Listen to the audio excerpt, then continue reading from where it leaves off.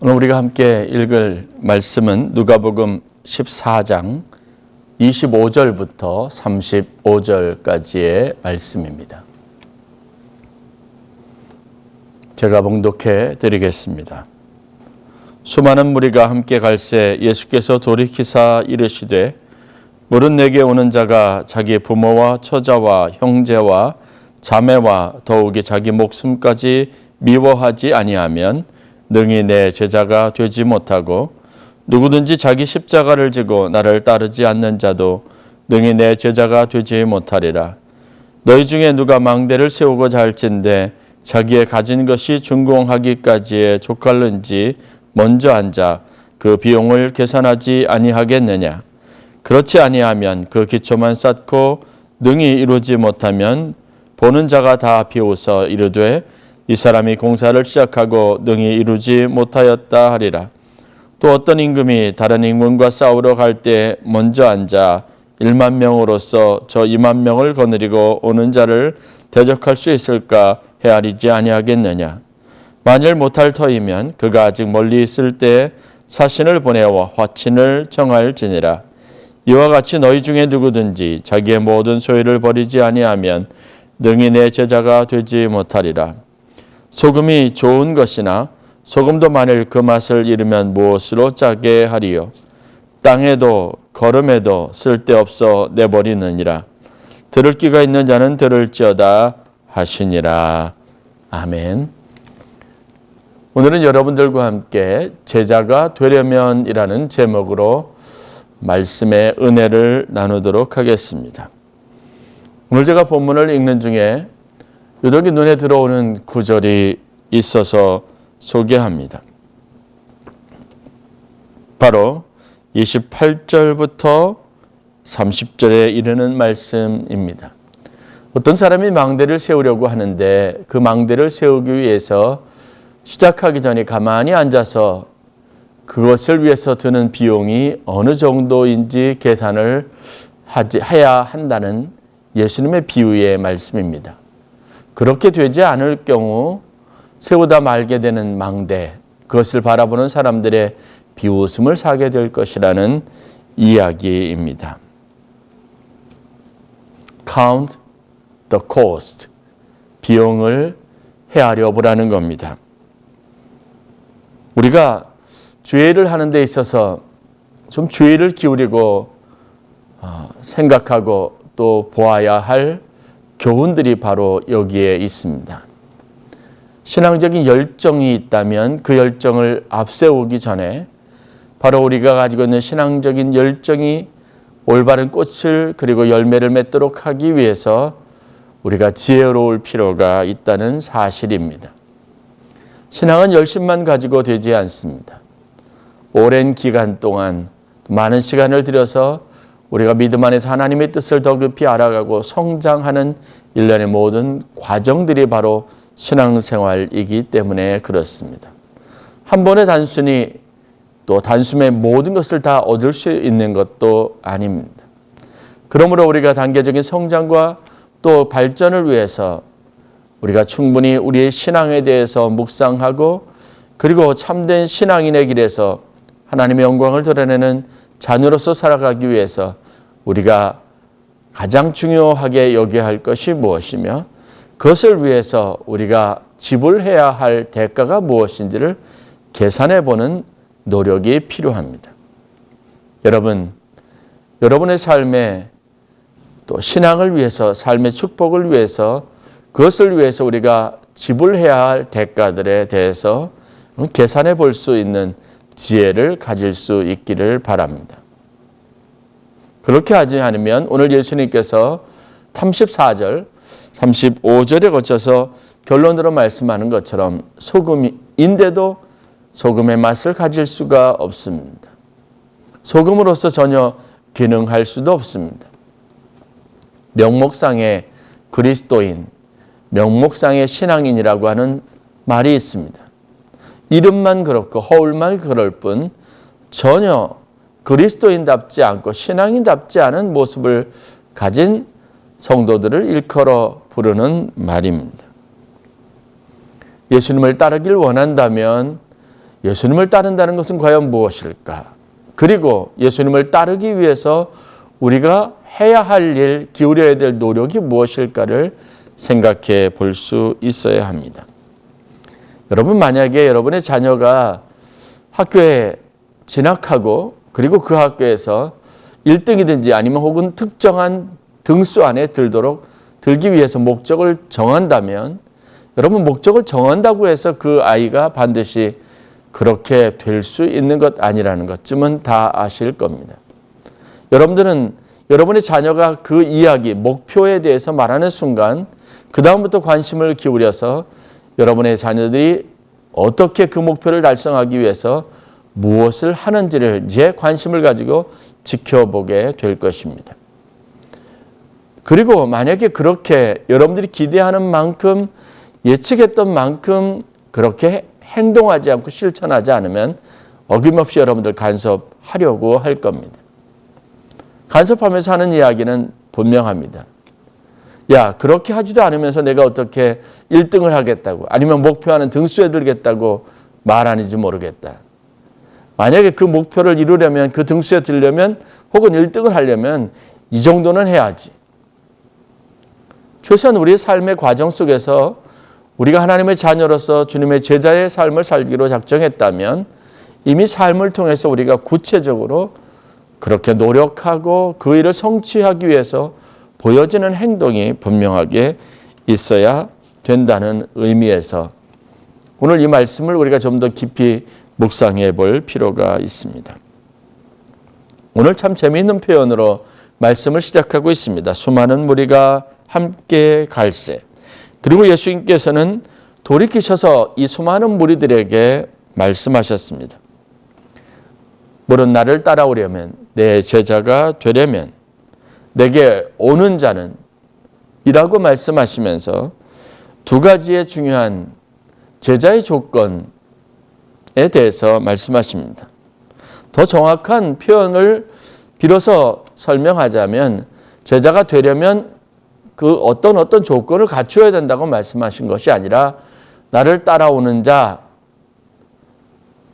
그렇지만 나와 함께하고 나의 제자가 되려고 하는 자라면 이런 자는 될 수 없다라는 한정적인 용법을 가지고 이 문제에 대해서 말씀하고 계십니다. 자기 부모와 처자와 형제와 자매와 더욱이 자기 목숨까지 미워하지 아니하면 능히 내 제자가 되지 못한다라고 말씀하고 계십니다. 그리고 두 번째 조건으로 말씀하신 것이 바로 누구든지 자기 십자가를 지고 나를 따르지 않는 자도 능히 내 제자가 되지 못한다라고 하는 말씀입니다. 27절에 기록된 말씀입니다. 그러니까 자기 가장 소중하게 여기는 것, 가장 가까이에 늘 익숙하게 있었던 것들과 이별하려고 하는 그것으로부터 멀어지려고 하고 그것을 미워하고 그 열정이나 그 애정으로부터 자기를 분리시키지 못하는 사람은 예수님의 제자가 될 수 없다라고 말씀하신 것이고, 자기 십자가를 지고 있는 것, 자기에게 있는 어려움, 자기가 마땅히 감당해야 될 것에 대해서 사명감을 갖지 못하는 사람들은 예수님의 제자가 될 수 없다고 말씀하신 겁니다. 그리고 이 말씀의 의미를 보충하기 위해서 두 가지 사례를 들어서 설명하고 있는데, 그것이 바로 망대를 세우는 자가 그것에 해당하는 비용을 사전에 계산하는 문제에 대한 언급과, 그리고 두 번째, 한 임금이 다른 임금과 전쟁을 하기 위해서 상대편 다른 임금의 군사력과 전쟁을 수행하는 데 있어서 우리가 승리하기 위한 조건을 따져보는 이 문제에 대한 이야기를 비유로 들어서 설명하고 있습니다. 두 가지는 다 어떤 목표를 세우면 그 목표를 이루기 위해서, 내가 바라는 바를 성취하기 위해서는 충분히 신중하게 고려하고 이길 수 있을 만한, 그렇게 성취할 수 있을 만한 조건을 갖춘 후에 그 일을 시작하는 것이 맞다라는 교훈을 주고 있습니다. 결국 예수님은 우리가 신앙생활하는 데 있어서 또 우리 마음에 막연한 목표나 어떤 계획을 갖는 것보다 더 중요하게 내가 과연 어떤 사람이 되어야 하며 나는 무엇을 해야 하는지를 깊이 고민하고 묵상하는 태도를 촉구하고 계시고 그 태도를 갖도록 우리에게 말씀하고 있다는 사실들을 깨달을 수 있습니다. 우리의 모습이 다른 사람들에게 비춰질 때 그냥 막연하게 추상적으로 미래에 대한 장밋빛 꿈만 가지고 있는 사람으로 혹시나 비춰지는 것은 아닌지, 많은 예수를 믿고 그리스도인이 되겠다고 하는 사람들의 삶 속에서 그리스도의 향기나 아니면 그리스도인다운 어떤 모습보다도 들떠 있는 것 같고 어떤 것에 취해 있는 것 같고 맹목적인 것 같은 모습만을 보이는 것은 아닌지, 그 문제에 대해서 심각하게 고민하고 생각해 보도록 도전하고 있는 말씀 앞에 우리가 오늘 서 있는 겁니다. 우리의 신앙의 목표는 뜬구름 잡기가 아닙니다. 하나님이 약속하신 그것을 잡기 위해서 지금 나는 운동장에서 방향을 분명하게 정하고 그리고 다름질을 하고 있는 경기장에 있는 선수와 같은 삶을 살고 있습니다. 하다못해 아주 작은 규모의 친선 경기라고 하더라도 운동 경기를 한다면 아무 준비 없이 나가서 여러분 그냥 경기에 임할 수는 없습니다. 그 운동하기에 적합한 그런 복장, 운동복 정도는 입어야 되죠. 그리고 그 운동에 적합한 신발이나 도구들을 갖추고 있어야 합니다. 그게 바로 그 운동을 하려고 나온 사람이 보이는 최소한의 자세입니다. 제가 지방에 있는 목사님들이나 아니면 연회에서 목사님들과 체육대회나 아니면 운동 경기를 할 때가 있습니다. 제가 교육부 총무로 지방을 섬기고 있었을 때 서울 남년의 전체 목회자들의 체육대회가 있었습니다. 지방별로 14개 지방이 각각 팀을 나누어서 조를 짜고 몇 개 정해진 종목을 가지고 친목 겸 해서 경기를 하는 겁니다. 목사님들이 뛰는 족구나 배구 같은 경기가 있고 사모님들이 참여하고 목회자 가족들이 참여하는 그런 프로그램들이 있습니다. 단체 줄넘기라든가 피구라든가 그리고 이어달리기 같은 프로그램들이 진행이 됩니다. 그것을 위해서 교육부 총무들이 서울 남년에 속한 각 지방 교육부 총무들이 모여서 연회에서 어떤 장소에서 어떤 게임을 할 것이며 이것을 진행하는데 각 사람들이 어떤 역할을 맡고 총무들의 역할은 무엇이고 각 지방별로 준비해야 될 것이 무엇인지 사전에 치밀하게 계획하고 진행을 합니다. 화성종합운동장에서 저희가 장소를 정하고 그곳에서 경기를 하기 위해서 수차례 답사를 갔다 옵니다. 그리고 그 경기장 상황이나 동선을 파악하고 각 지방의 총무들은 돌아와서 각 지방별로 모임을 갖고 목회자들, 선수들을 구성하고 거기에 인원들을 분배를 합니다. 그게 끝이 아니죠. 그리고 2달, 3달에 걸쳐서 날짜를 정하고 매일 아침 새벽 기도가 끝난 후에 운동을 하거나 아니면 사모님들이 참여할 수 있는 혹은 목사님과 사모님들 각각 그룹들을 나누어서 연습을 합니다. 서로 손발이 잘 맞도록 하기 위한 거죠. 그리고 당일이 되어서 목회자 친선 체육대회가 열리는 화성종합운동장 경기장을 가면 거기에서 응원과 함께 다양하게 각 지방에서 준비한 것들이 이제 실행이 되는 겁니다. 그때 확연하게 드러내는 것이 있습니다. 바로 잘 준비된 지방과 그렇지 못한 지방입니다. 그리고 그것은 결과로 이어지게 되어져 있습니다. 준비하지 않고 손발을 맞춰보지 않고 여러분 아무리 뛰어난 개인 플레이어 훌륭한 선수가 있다고 하더라도 여러분 그런 지방 그런 팀은 승리할 수 없습니다. 오히려 조직력을 갖추고 충분히 잘 손발을 맞추고 연습했던 지방이나 목회자들 팀, 사모님들 팀이 좋은 성적을 거두는 것을 봅니다.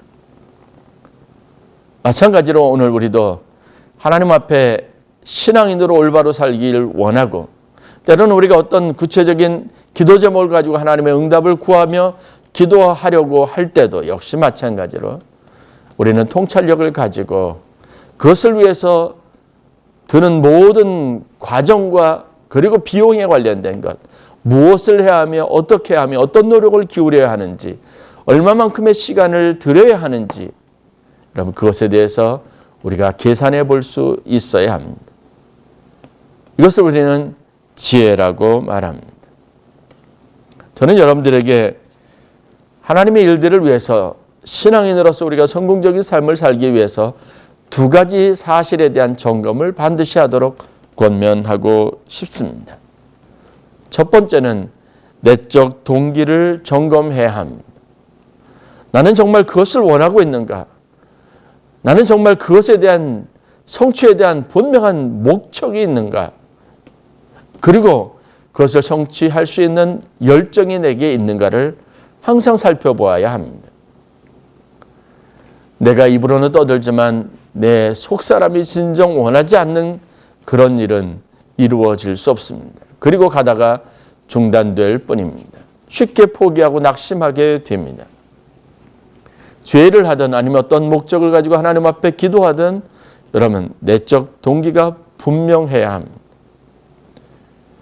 거기에 집중력이 생길 수 있습니다. 그럴 때 절제할 수 있습니다. 인내심을 발휘할 수 있습니다. 포기하지 않고 끝까지 그 문제에 매달릴 수 있습니다. 내적 자기 동기가 불분명한 경우 여러분 대부분 실패할 수밖에 없습니다. 오늘 예수님이 말씀하신 것처럼 여러분 내적 동기가 충분하지 않으면 돌아봐야 할 다른 많은 산만한 많은 문제들 때문에 결국은 자기의 뜻이 꺾이게 되어져 있습니다. 예수님이 요구하신 것처럼 제자가 되려면 최소한 여러분 자기의 형제나 처자나 아니면 주위에 있는 지인들, 아주 가까이 여기는 사람들, 심지어는 자기 목숨까지도 미워하고 거기에 얽매이지 않는 태도를 가지고 있어야 합니다. 주님에게 배우겠다면, 주님처럼 살겠다고 하면 그것에 대해서, 그것을 방해할 수 있는 모든 요인들에 대해서 충분히 경계심을 가지고 그것과 이별하고 그것으로부터 마음을 뺏기지 않으려고 하는 결단이 뒤따라야 한다는 사실을 알아야 합니다. 그리고 힘들다고 여러분 포기할 수는 없습니다. 내적 동기가 분명해야 십자가를 질 수 있습니다. 자기에게 있는 잠깐의 고단함과 어려움을 이겨내고 감당할 수 있습니다. 내적 동기가 분명해야 합니다. 이것이 우리가 신앙생활하면서 예수님을 따르는 믿음의 삶을 살면서 가장 중요하게 우리에게 요구되는 점입니다. 망대를 세우는 사람이 망대를 세우기 위한 목적이 분명하다면 그것에 드는 비용을 계산할 겁니다. 그리고 그 비용이 부족하면 그 비용을 채우기 위해서 모든 것을 다 희생할 겁니다. 심지어는 별로 중요하지 않은 것들을 처분하고 그것을 모아서 망대를 짓는 곳에 다 투자할 수 있는 겁니다. 그리고 저 군대와 싸워서 이겨야만 우리가 온전하게 강한 나라가 될 수 있다는 확신이 있다면, 여러분 수가 부족하다면 그 수를 만회할 수 있는 다른 것들을 채우기 위해서 여러분 온갖 노력을 기울이게 될 겁니다. 동기가 분명하다면 여러분 집중할 수 있습니다. 지속할 수 있습니다. 두 번째 우리에게 요구되는 것이 있습니다. 그것은 바로 내적 충만함입니다. 자기 동기가 분명한 만큼 자기 스스로 충만하고 그것을 감당할 수 있는 힘을 가지고 있어야 합니다.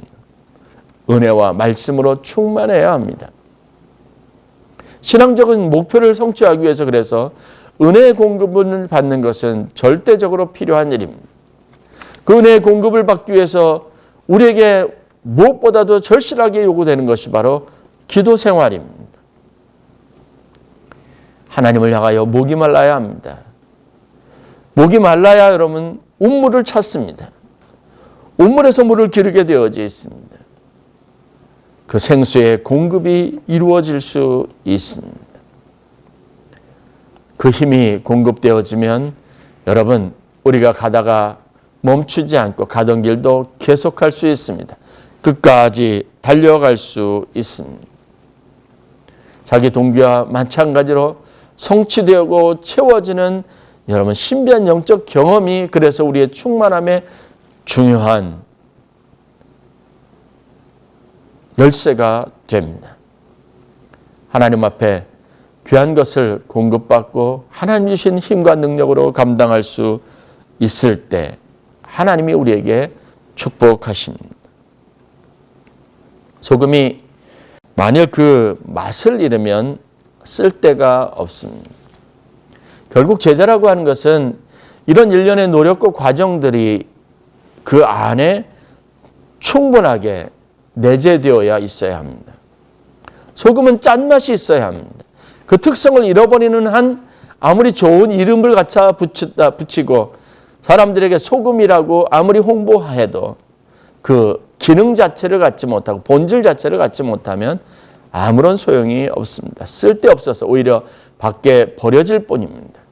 가치에 대한 인정을 받지 못하면 사람들의 손가락질 비난받을 그런 위치에 설 수밖에 없습니다.